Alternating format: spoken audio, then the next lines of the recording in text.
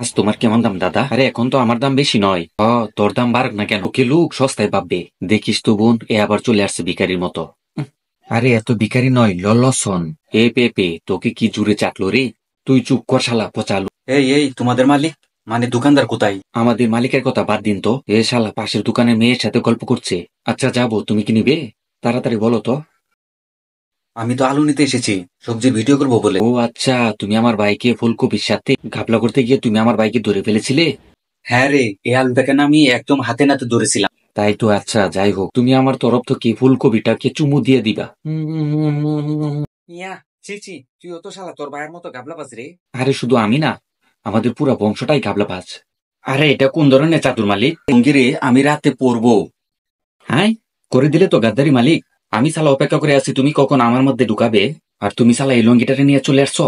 তুই কি দোকানের কথা বলছিস রে? আরে পা দোকানের কথা বলছে মালিক, তুই তো খালি নেগেটিভ বাবু। আচ্ছা মালিক, তুমি এই লুঙ্গি শালাটার ফেলিয়ে দাও।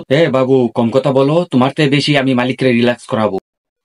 রিল্যাক্স? আরে হাওয়ার কথা বলছি মালিক, যখন আমাকে পড়বে না তোমার ভিতরে ঠান্ডা ঠান্ডা হাওয়া জ্বরের মতো ঢুকবে গো।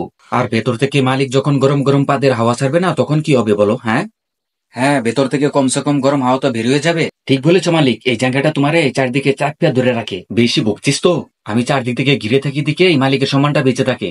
বললি তুই উল্টা পাল্টা কথা। ঠিকই বলেছি শালা, আমার মধ্যে কি কম দিছিল তুমি এই লুঙ্গিটারে নিয়ে আসলে? কমতি নয় তো কি? হ্যাঁ, করার সময় তোরে খুলে করতে হয়, আর আমাকে তুলে কাজ সেরা দে মালিক। ওই তুই কি করার কথা বলছিস রে? আরে হাকার কথা বলছি মালিক, তুমি তো খালি নেগেটিভ বাপু। ভাগ শালা, তোরা দুজনের মধ্যে আমি কাউকেই পড়বো না। আরে ল্যাংটা হয়ে শুতে নাই মালিক, ছাচ্চন্নি তো ধরে নেই। হ্যাঁ ঠিক আছে, ধরতে দে, কেউ না কেউ আমাকে তো ধরবে।